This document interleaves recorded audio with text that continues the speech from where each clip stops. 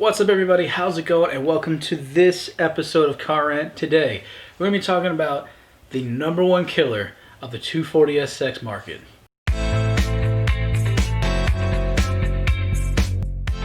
So I know that over the last several weeks we've talked a lot about the financial state of things like GTR and buying cars that are unique, different with the Unexpected series, which I hope you guys are really enjoying. I, for one, have had a lot of fun researching it.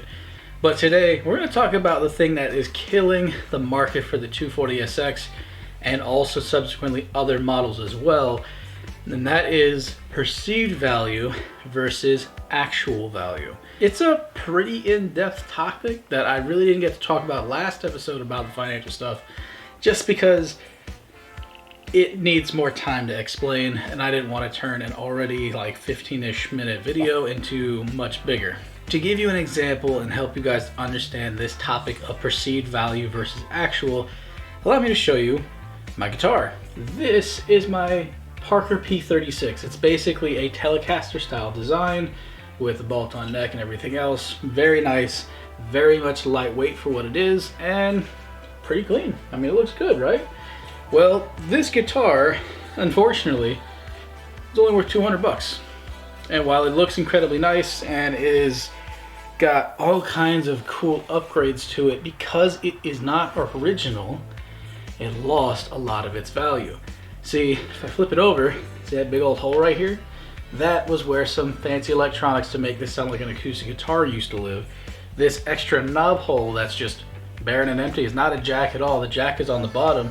This was another knob to help control that said module. When it broke, it didn't work anymore, and it had to get pulled out. And the shop that had it in question, they were so upside down on this particular piece that they just didn't want to keep it anymore. Thus, I got it for incredibly cheap. Normally, a guitar of this value would have sold for somewhere around 500 bucks, maybe even more. Parkers are really nice guitars, they're excellent players, and they have quite a reputation on the market for being that way. But because it wasn't original, its value was decreased. Now, that is its actual value, right? Whereas its perceived value for myself is higher. Why? Well, I'm the one who put the time and effort to rebuild it after the shop messed up trying to fix it.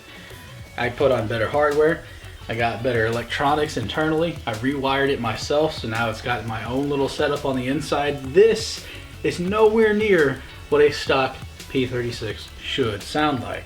That said, how does this correlate to the 240SX market? Well, as many of you are very aware, something called the drift tax is something that just completely screws with the price of these cars.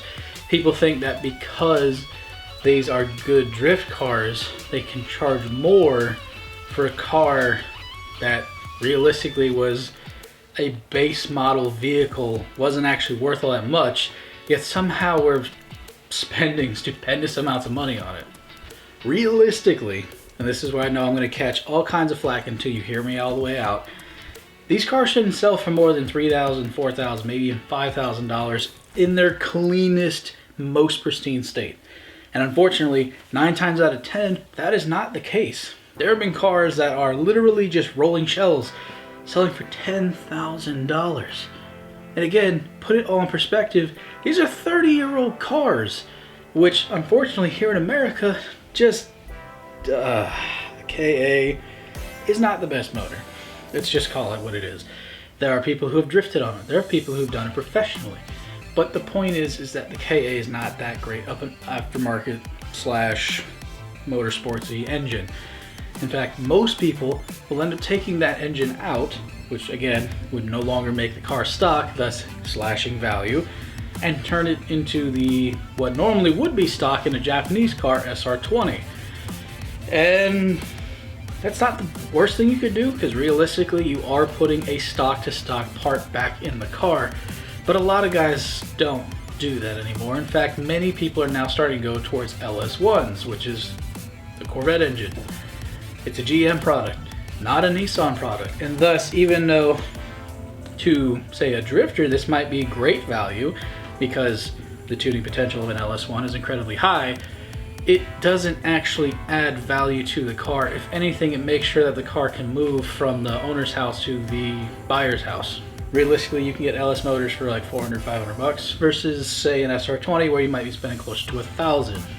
But in either case, it's not adding value because it's not stock. It's not original, which is where the original value actually comes into play. Once you've taken parts off of something and now you've put on something else, you have hurt the value of the item. Much like my guitar, I put in better guts. The electronics that I put in are higher end, boutique, made specifically for a certain type of sound. And it sounds great. But if I were to try and resell this guitar, it wouldn't have any of the value that I think it would have. Instead, I would actually be losing money because it's not original. Now, before you click away and say, screw this guy, there are things you can do to actually increase the value of your car. Just do know that no matter how much money you put into your car, you will never get that much out of it unless you part it out. Which is why lately there's actually been a massive uptick in cars just being pulled apart and sold individually, because the cost of individual items will always be higher than the bulk of those items. To give another example of this at play, pulling apart, say, a 240, you could get a couple $100 on just the interior parts alone if they're in good shape, which is pretty much how much we spent to get one of our own 240s on this channel. We bought two 240s for $1,000, which is much more accurate to its actual value. And on top of this, with one of the cars not having a title and being rusty and things like that, it was more of a parts car, especially for its engine. We got our perceived value out of both that car and also the running car. Ultimately, we did end up letting those cars go just because we needed to move on with our own lives. But the point is that parting out a car is going to be a great way for you to get your money back on your, say, built out car. As we started to say in the beginning, people are trying to sell out their super built cars for just top dollar, and it's just not worth it. One guy had a 97 up for sale for $17,000. Sure, a 1JZ. I'll give it to you. But for 17 grand, I could go buy a GTST with some mod work already done and have a better car. Turbos, all of that jazz. And it's a BN chassis, which is very recognizable. What are we missing here? See, what's happening is people are just adding value as they see fit because, well, I spent 10 grand, so I want to get 10 grand back. And unfortunately, it's just not how it works when you have complete cars.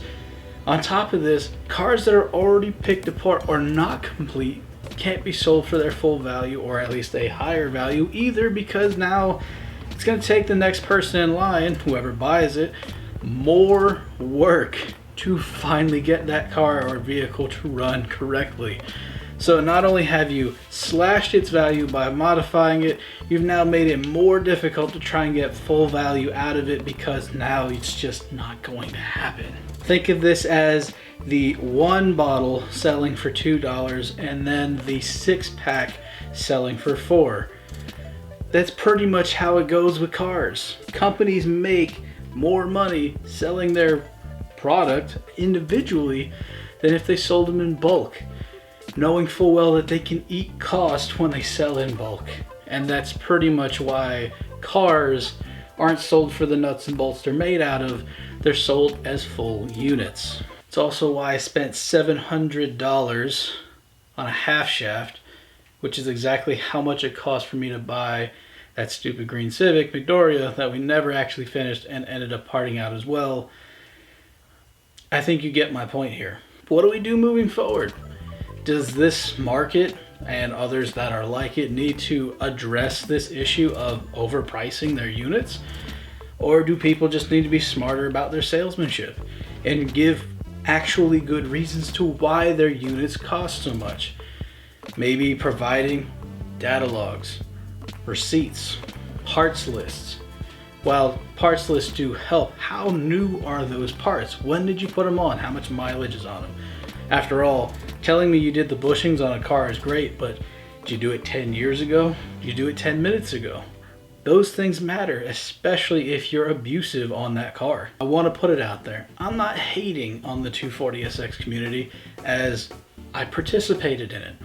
After all, Ishmael and I went in together to get the gold car, and we had a blast working on it and getting it built up, and now it's got one of the best suspensions out of any of the cars that we have in our fleet, and hopefully soon we'll have an even better motor.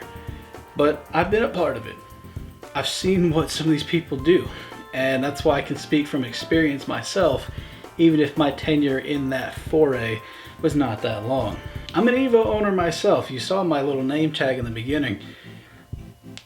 They're equally as guilty sometimes. People selling their Evos, mainly stocked, but with a bunch of bolt-ons, trying to get $35,000 for what's essentially now a 10-year-old sedan that's all-wheel drive and doesn't have a fold-down trunk and is loud and kind of hard to live with if you're not willing to give concessions.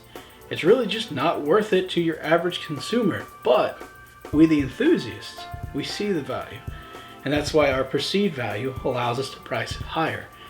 That's why my Evo, according to my insurance, is only worth $8,000 when we've put nearly $100,000 into that car, if I'm honest with you, over the last several years, between fixing it, upgrading it, and fixing it again. And you know how it goes. But all of that said, enough beratement. What do you guys think? Do you agree with me? Do you think people are nuts? Do you think the market's gonna finally kind of correct itself and come back down? Or do you think, like many other people I've talked to, that it's just gonna continue to spiral out of control until it finally just freezes over? Let me know down in that comment section down below. And as always, thank you guys for watching. If you haven't subbed already, please do. I want to put it out here on this video that our 4G63 swap 240 project is still underway. We are actually getting ready to do a ton of film work for that. We're going to release it as a series. It might come out in season 9, but we're going to try and get it in here at the tail end of season 8. So stick around for that. Stay tuned, because the 2.1 liter 4G63, that's going to be a very fun motor inside of our 240 shell. And as always, thank you all for watching. God bless, and we'll see you next time. Peace!